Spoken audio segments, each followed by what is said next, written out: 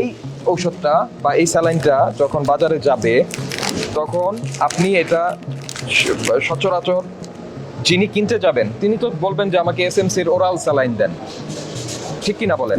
হ্যাঁ, তো আপনি এটা এমন লুক অ্যালাইক করছেন যে এটা যখন একজন সাধারণ মানুষের হাতে যাবে তখন সে বুঝতে পারবে না যে এটা কি আপনার ওর স্যালাইন না এসএমসির ওর স্যালাইন। দুইটা অপরাধ, একটা হচ্ছে নকল, আরেকটা হচ্ছে অনুমোদন ছাড়া তৈরি করছেন।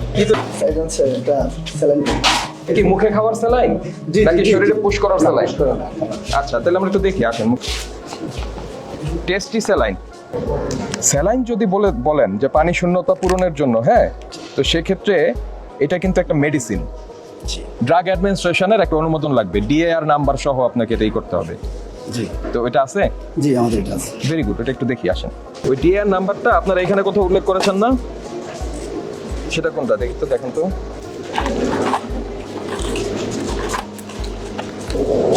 এটা ডিআর নাম্বার কোথায় বলেন? ড্রাগ অ্যাডমিনিস্ট্রেশন থেকে যে নিয়েছেন, অনুমোদন নিয়েছেন, কাগজটা দেন। এই বিএসটিআই লোগো ব্যবহার করছেন, বিএসটিআই এর কাগজ দিবেন। তো এই পালস তো আসলে আছে বাজারে, তা আপনারা এটার কাছাকাছি গেলেন কেন? কিছুটা কম বেশ দরকার কি? আপনি আপনার নামে দেন। আপনার নাম কি? কাইয়ুম নামে দেন। পালস নামে দিতে হবে কেন? এখন একজন সাধারণ মানুষ, গ্রামের একজন মানুষ, সে তো মনে করবে যে সে পালস চকলেটই কিনছে। পালসের এই কোম্পানিকে, মেন কোম্পানিকে? পালস হচ্ছে কি অলিম্পিকের। তা আপনি কেন পালসে যাচ্ছেন? পালস বাজারে চলছে ভালো, এই জন্য। এটার মধ্যে কি কি দেন? সুগার, হ্যাঁ হ্যাঁ, ল্যাকটোজ, স্টার্চ আছে। কি কি বলছেন এর মধ্যে? কি আছে মানে কোথায় বলছেন? এই যে এতগুলি কথা বললেন, এখানে কোথায় লিখছেন? আপনার যে ইনগ্রেডিয়েন্টের কথা বললেন সেগুলি কোথায় লিখছেন? আচ্ছা ভাই, সামনে আসেন, সামনে আসেন। আচ্ছা, এখন বিষয়টা হচ্ছে আপনার এটা হচ্ছে পালসের নকল, ঠিক আছে? তারপর আপনি যেটা করছেন এটার জন্য ড্রাগ অ্যাডমিনিস্ট্রেশনের অনুমোদন লাগে, তো অনুমোদন ছাড়া তৈরি করছেন আপনি, অনুমোদন নাই। এবং এটা কিন্তু ভিটামিন সি ট্যাবলেটের আদলে করেছেন আপনি। ভিটামিন সি ট্যাবলেট হচ্ছে ভিটামিন সি সাপ্লিমেন্ট, হ্যাঁ, সেটাও কিন্তু একটা ঔষধ, এবং সেটার জন্য ড্রাগ অ্যাডমিনিস্ট্রেশনের অনুমোদন লাগে, সেটাও নাই এটাই।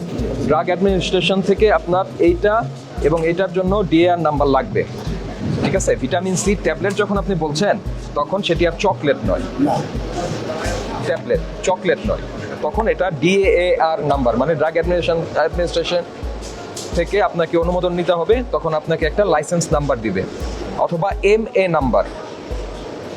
তো এই দুইটা নাম্বারের এই যে কোনো একটা আপনাকে এখানে দিতে হবে, দিয়ে তারপর এটাকে করতে পারবেন।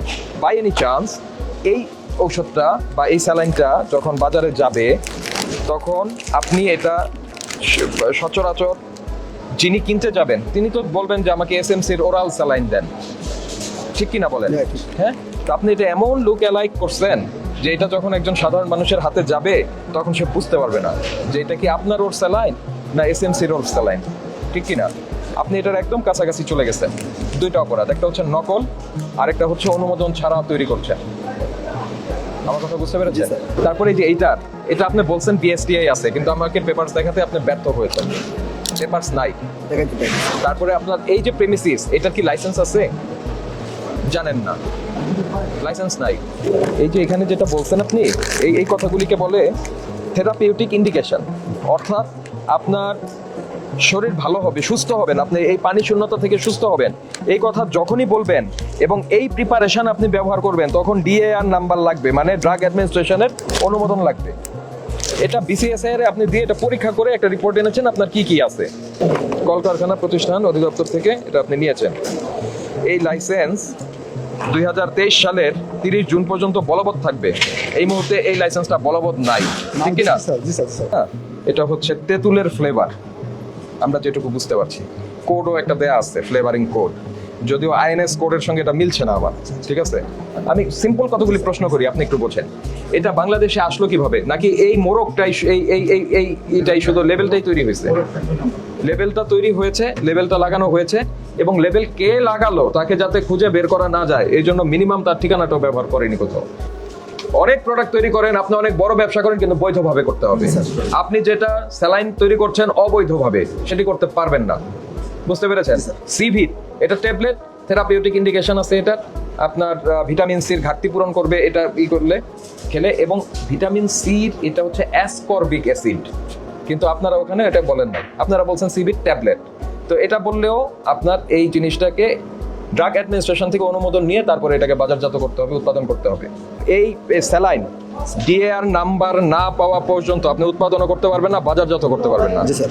যদি বাজারে থেকে থাকে, এখনো থেকে থাকে আশেপাশে, সেক্ষেত্রে আপনারা রিকল করে সমস্ত প্রোডাক্ট নিয়ে আসবেন।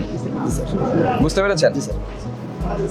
ভোক্তা অধিকার সংরক্ষণ আইন 50 এবং 43 ধারা আমলে নিয়ে আমরা 3 লক্ষ টাকা আপনাকে অর্থদণ্ড করছি।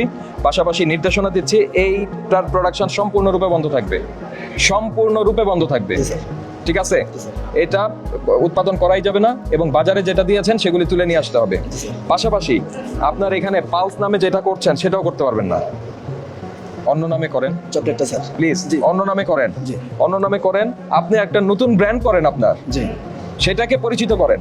ঠিক আছে? এরকম মানুষ প্রতারিত হচ্ছে, স্যার। এটা করা যাবে না।